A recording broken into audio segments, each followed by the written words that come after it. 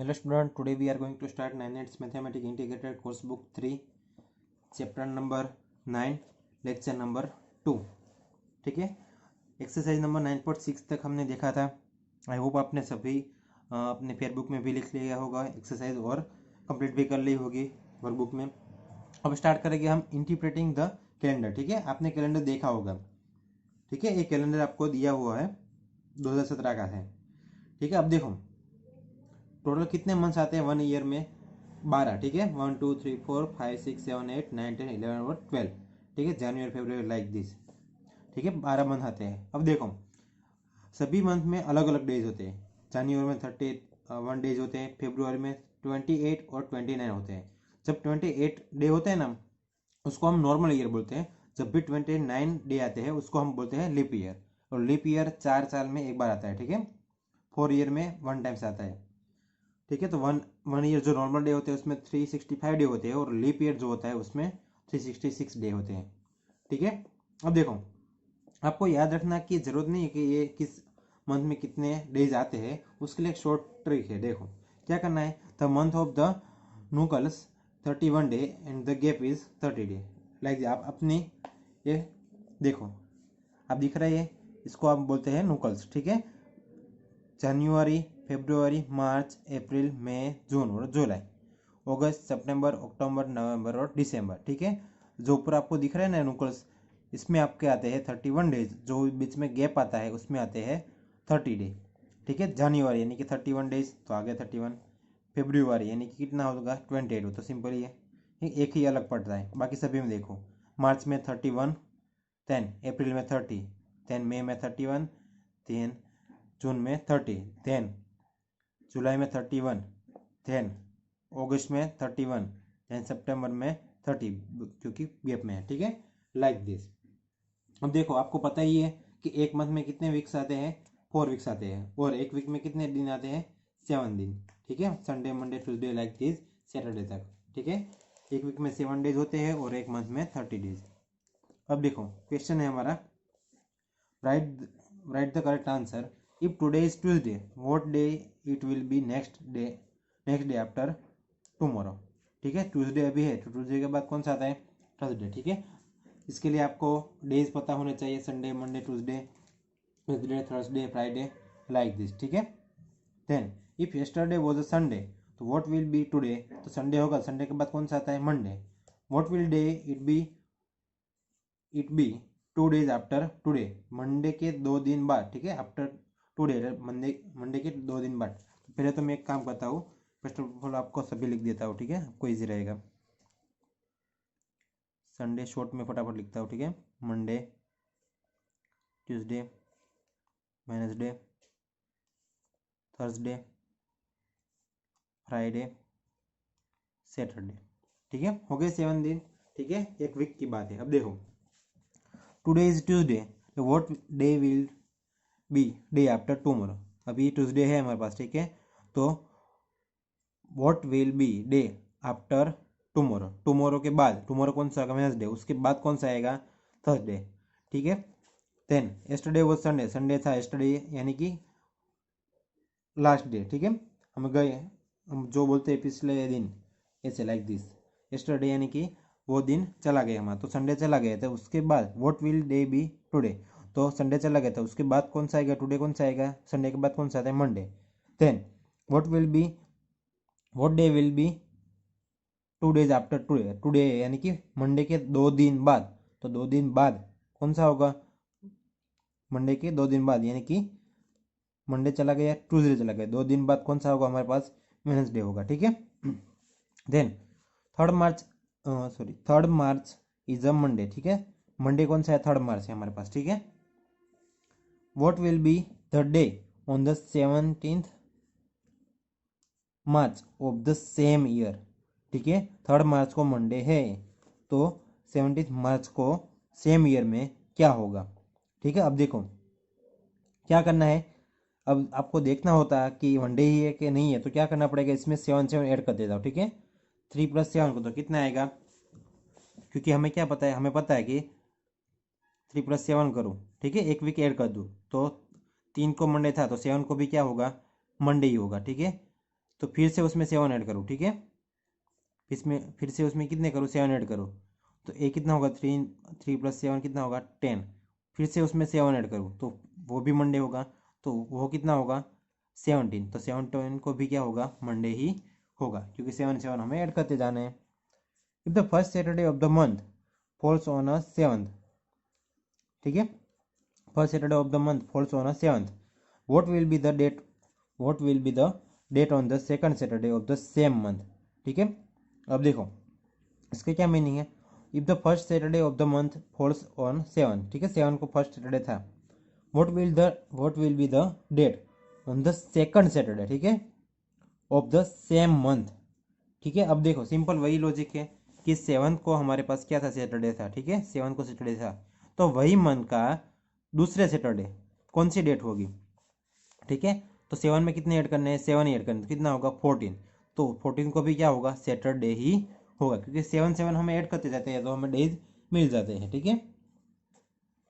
Then if 26 April is Friday, what will be the days on 3rd May in the same year. तो देखो 26 अप्रैल है, अप्रैल में कितने दिन होते हैं देख लो, जनवरी, फरवरी, मार्च और अप्रैल, अप्रैल यानी गैप वाला, यानी कि कितना होगा, 30, ठीक है।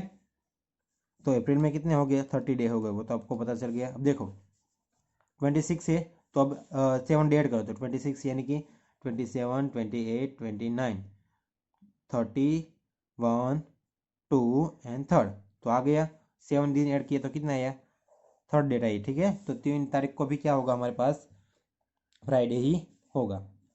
Rohan exam being on a 7th of a 3rd month of a year, ठीक है, 3rd मंथ यानी कौन सा हुआ, जनवरी, अप्रैल और मार्च, मार्च में 7 तारीख, ठीक है। If today is 28 Feb 2010, how many days are left for his exam to begin. अब देखो क्या है, फेब्रुवरी है, ठीक है, हमारे पास क्या है, फेब्रुवरी है, ठीक है, और 2000 कौन सा है, 10 है, ठीक है। इसको हम 4 से डिवाइड कर सकते हैं, नहीं है तो ये तो क्या हुआ, लीप ईयर नहीं हुआ, नॉर्मल डे हुआ। तो अब देखो फेब्रुवरी में नॉर्मल डे में कितने होते हैं, 28 डे होते हैं, ठीक है। तो 28 हो गया, अब क्या होगा, फेब्रुवरी के बाद कौन सा आएगा, मार्च, क्योंकि 3rd मंथ कौन सा है, मार्च है। तो 28 के बाद डायरेक्ट कौन सा आएगा, मार्च आएगा, मार्च की पहली से 7 तारीख, तो वो वीक ही हो गया पूरा, तो कितने दिवस बचेंगे, उसके पास 7 डेज बचेंगे, ठीक है। तो स्टूडेंट, तो क्या होगा, वो स्टूडेंट के पास, वो रोहन के पास कितना होगा, 7 डेज होगा। Then fill the blanks, the current year is, कौन सा होगा करंट ईयर, अभी हमारा कौन सा होगा, 2020, ठीक है, तो 2020 है। देन आई वॉज बोर्न, आप कौन से मंथ में बोर्न हुए हो वही आपको यहाँ पर लिखना है, ठीक है, पहले डेट, मंथ और year. Then after 4 year I will be blank year old, तो आपको सपोज 10 साल के अभी हो गए, ठीक है, तो सपोज 5 साल के बोलता हूँ, 5 साल के अभी हो, तो 4 ईयर के बाद कितने हो गए, 5 + 4 यानी कि 9 ईयर के। I was blank year old in 2030, ठीक है, तो 2030 में आपकी एज कितनी होगी वो आपको लिखना है। और आई will B complete grade 10 in the year blank, ठीक है। अब आप 10 कब कंप्लीट करोगे वो भी आपको लिखना है, अभी आप दूसरी में तीसरी में पढ़ रहे हो, तो 10 तक कौन सा साल आएगा वही आपको यहाँ पर लिखना है, ठीक है। बर्थ डेट वो सभी आपको डिफरेंट डिफरेंट हो गए, इसलिए आपको मैं नहीं करवा रहा, ठीक है, वो आप लिख देना अपने आप, आपकी डेट, आपके साल जो भी हो। अब देखो 9.8, 1 डे यानी 24 आवर्स, वो तो आपको बताया था। 4 वीक्स यानी 1 मंथ, 1 ईयर यानी 365 डे, ठीक है, normal day. 100 year make a century, क्योंकि हमने बताया था वो जीके वाला क्वेश्चन कि 100 डेज यानी कि 1 सेंचुरी होती है। 1 वीक यानी 7 डेज, 1 मंथ यानी 30 डेज, 10 ईयर यानी कि डिकेड, 1 डिकेड, ठीक है। Then 2012 is in the 21st century, ठीक है, 21st सेंचुरी में है, क्योंकि अभी 21st सेंचुरी चल रहा है हमारा। देन पीछे का देखो सबमिट अप, ठीक है, जो भी हमने आगे करवाया था वही है। अब देखो फर्स्ट क्वेश्चन में आपको क्या करना है, क्लॉक ड्रॉ करनी है, 12 नून है, तो वो भी आपको करना है। क्या करेगा आप देखो, मैं आपको रफ स्केच ड्रॉ कर दी, तो आपको खुद ही ट्राई करना है और सही से दौड़ना है, ठीक है, अच्छा दौड़ना, ठीक है, रूलर और उससे ट्राई करने का है। सभी के सभी नंबर लिखने हैं आपको, ठीक है, सभी के सभी नंबर लिख देना। 12 यानी कि 12 के ऊपर दोनों आपके वो काटे हो गए, ठीक है, छोटा और बड़ा दोनों। 5:30 PM, ठीक है, AM, सॉरी 5:30 AM, यानी कि यहाँ पे हो ये 12, 1, 2, 3, 4 और 5। तो एक छोटा वाला 5:30 यानी क्या आएगा, छोटा वाला 5 और 4 के बीच में आएगा, और बड़ा वाला कहाँ पर आएगा, यहाँ पर 6 पर आएगा, ठीक है। इसको 5:30 PM बोलते हैं, सॉरी 5:30 है ना, तो आपको यहाँ पर करना होगा, ठीक है। ये 4:30 हो गया, 5:30 यानी 5 और 6 के बीच में होगा, ठीक है, 5:30 PM। देन क्वार्टर पास्ट, ठीक है, पास्ट यानी कि उसकी 15 मिनट हो गई है, ठीक है, किसकी, 3 की। तो सॉरी, हाँ, कौन, यहाँ पर 3 बजे है, ठीक है। तो क्वार्टर पास्ट यानी कितनी हुई, 3:15, ठीक है, 3 के ऊपर 15 मिनट हो गई है। तो 3 पर बड़ा बड़ा वाला भी यहाँ पर आएगा, और छोटा वाला भी कहाँ पर आएगा, यही आएगा, ठीक है। थोड़ा सा नीचे कर दो तो भी चलेगा, और उसके ऊपर करो तो भी चलेगा, क्योंकि बहुत मुँह नहीं होगा, ठीक है। तो थोड़ा नीचे कर देना तो भी चलेगा, आपका थोड़ा ही करना, ठीक है, बीच में मत कर देना, थोड़ा सा ही ऊपर करने का। देन 20 मिनट्स टू 11 o'clock, यानी कि क्या हुआ कि 20 मिनट्स टू यानी कि बाकी है, अभी 11 बजने में 20 बाकी है, यानी कितना होगा, 10:40, ठीक है। मैंने यहाँ पर लिख दिया, इसलिए आप कंफ्यूजन मत होना, ठीक है। तो ड्रॉ कर लो, 10:40 है, ठीक है। तो यहाँ पर 9 होगा, यहाँ पर 10 होगा, तो दोनों के बीच में आएगा। और 14 कहाँ पर होता है, 8 पर, क्योंकि 8 5 14, तो बड़ा वाला यहाँ पर आएगा, ठीक है। अच्छे से क्लॉक ड्रॉ करना, मैंने रफ स्केच किया है, क्योंकि हमारे पास टाइम कम होता है और लेंथ भी बढ़ जाती है वीडियो की, इसीलिए, ठीक है। देन 7 days into आवर्स, ठीक है। ये सभी क्वेश्चन आपको करवाए एक्सरसाइज में, ठीक है। वही से हम यहाँ पर रिपीट करना है, कन्वर्ट करने का है, सम भी यहाँ का करवाए, सब्ट्रैक्शन भी करवाए है, ठीक है। देन वर्ड प्रॉब्लम है हमारे पास, तो देखो वर्ड प्रॉब्लम में क्या करना है। फर्स्ट है, मिस्टर खाना kept a cake in oven at a 2:45, ठीक है। तो देखो उसका क्या मीनिंग हुआ, तो इसको समझाता हूँ मैं आपको। 2:45 यानी क्या हुआ, अभी 3 बजने में 15 मिनट बाकी है, तो कितना हुआ वो, 2:45, ठीक है, इतने बजे हो गए, क्योंकि 3 बजने में 15 मिनट बाकी है, तो 15 मिनट बाकी रह गए मेरा, ठीक है। She set oven 1 hours to bake a cake, ठीक है। तो 1 hours यानी कितना होगा, इसमें 1 hour ऐड कर दो, कितना होगा, 3:45 होगा, ठीक है। तो 2:45 में क्या करो, 1 hour ऐड कर दो, यानी कितनी मिनट, 60 मिनट ऐड कर दो, ठीक है। या फिर 1 hour से ऐड ही करना है, तो 1 hour से ऐड कर देता हूँ, यहाँ पर 0 0, तो कितना हुआ, 3:45 हुआ, ठीक है। तो 3:45 एट और टाइम वॉज, कौन से टाइम पे रेडी होगा, तो कितने टाइम पे रेडी होगा, 3:45 पे वो रेडी होगा। तो यहाँ पे क्या लिखना होगा, 2:45 के बाजू में लिख दो kept a cake in oven, ठीक है। यहाँ पर क्या लिख दोगे, kept a cake in oven, ठीक है। यहाँ पर क्या होगा कि 1 hours to bake the cake, 1 hours to, hours पूरा लिखना है, ठीक है, hours to bake the cake, and what at what time was the cake ready, तो यहाँ पर लिख देना एट टाइम केक रेडी, ठीक है। इसको क्या भी बोलते हैं, इसको ऐसे भी बोल सकते हैं, 4:45, यानी 4 बजने में कितनी, अभी 15 मिनट बाकी है। देन नेक्स्ट क्वेश्चन देखो, a tailor takes 1 hours to stitch a dress and 3 hours to embroidery, ठीक है। अब देखो एम्ब्रॉयडर करने के लिए उसको 3 hours चाहिए, और 1 hours किसके लिए चाहिए, स्टिच के लिए चाहिए, ठीक है। तो how much time does she take to complete the dress, तो अब देखो सिंपल लॉजिक है, यहाँ पर तो कुछ भी नहीं है, 1 hours, ठीक है। 1 hours क्या लिखना है, बाजू में क्या लिखना पड़ेगा, स्टिच टू ड्रेस, ठीक है, बाजू में 1 hour स्टिच टू ड्रेस, ठीक है। देन 3 hours क्या हुआ, 3 hours में क्या करना है, वो एम्ब्रॉयडर, ठीक है, एम्ब्रॉयडर टू ड्रेस। तो टोटल कितने आवर हुए, टोटल फाइंड करना हो तो क्या करना पड़ेगा, सम, तो टोटल कितने हुए, 4 hours, तो ये लिख देना है। Time does it take to complete the dress, time, पूरे के पूरी लाइन कहाँ पर, time does he take to complete one dress, पूरी के पूरी लाइन यहाँ पर कॉपी पेस्ट कर देनी है, ठीक है। देन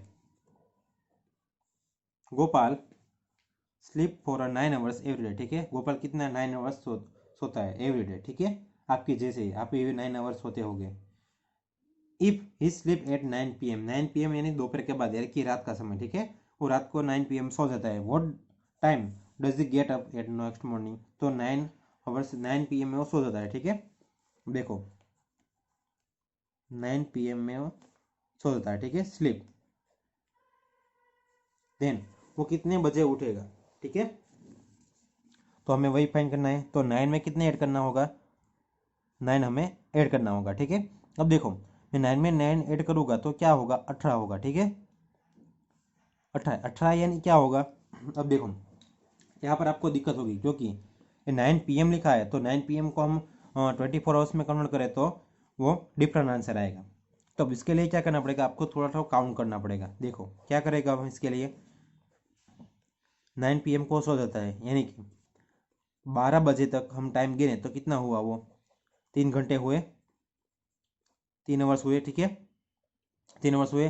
तो क्या हुआ, 9 से 12 तक वो 3 आवर्स हो गए हमारे पास, 12 से सुबह के 6 बजे तक, ठीक है, 12 से सुबह के 6 बजे तक कितने आवर्स हुए, 6 घंटे हुए, तो 6 ऐड कर देता हूँ, तो कितने आवर्स हुए टोटल, 9 आवर्स हो गए। तो यानी क्या मतलब हुआ, 9 से वो सोता है तो कितने बजे उठेगा वो, 6 AM को वो उठेगा, क्योंकि 6 बज गए तो AM हो जाएगा, ठीक है। 12 के बाद हम क्या बोलते हैं उसको, AM बोलते हैं, ठीक है, रात के 12 से, तो AM हो जाएगा। तो अब क्या करना होगा इसके लिए, फर्स्ट ऑफ ऑल तो हमें क्या करना पड़ेगा कि 9 से 12 तक का टाइम यानी कि 3 घंटे, 12 से 6 का टाइम यानी कि 6 घंटे, तो 3 + 6 यानी कि कितने हो गए, वो 9 घंटे हमारे पास हो गए, ठीक है। अब देखो ट्रेन है, ट्रेन का टाइम आपको दिया गया है, ठीक है, यहाँ पर आपको 12 आवर्स की बात की है तो अच्छा है, इसके लिए 24 आवर्स नहीं दिए, आपको कन्फ्यूजन ना हो इसलिए। अहमदाबाद डेप्चर यानी कि क्या हो, वहाँ पर वो ट्रेन को जाने का टाइम हुआ डेप्चर यानी कि, ठीक है, नून का, और अरावली कितने बजे है, 1:45 PM, time taken in hours and minute तो कितना होगा, तो देखो 12 से 1 यानी कि 1 घंटा वही, और ऊपर कितने हुए 45 मिनट्स, ठीक है। 11:30 AM और 2:15 PM, ठीक है, तो 11:30 से 2:15 यानी कितना हुआ, 11 से 12 यानी कि दो, आधा घंटा वही, ठीक है। आप डायरेक्ट नहीं गिन सकते तो आपको क्या करना पड़ेगा, लिख के करना पड़ेगा, लाइक दिस। देखो 11 से कहाँ तक, 2 बजे तक, ठीक है, 11 to 2, तो कितने घंटे हुए टोटल, 2 घंटे यानी 2 आवर्स हुए, 30 और 50 मिनट तो कितनी हुई, 30 प्लस 50 मिनट तो कितनी हुई टोटल, 45 मिनट्स, तो 2 घंटे 45 मिनट्स हुए, ठीक है। 10 से 11 तो एक घंटा वही हो, 1 घंटा, और 0 0 से 10 मिनट यानी कितनी हुई, 10 मिनट, ठीक है। वैसे आपको काउंट करना है, सिंपल है।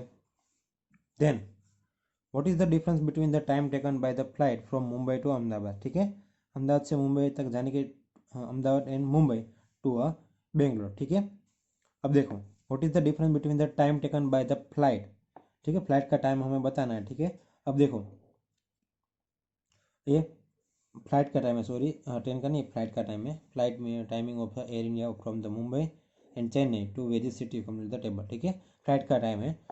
तो फ्लाइट का टाइम हमें बताना है कहाँ से, मुंबई टू अहमदाबाद, ठीक है, मुंबई से अहमदाबाद जाने के लिए फ्लाइट का टाइम बताना है, एंड मुंबई टू बेंगलोर, ठीक है, एंड मुंबई टू बेंगलोर, तो क्या करना होगा इसमें से, Mumbai to Ahmedabad and Mumbai to Bangalore.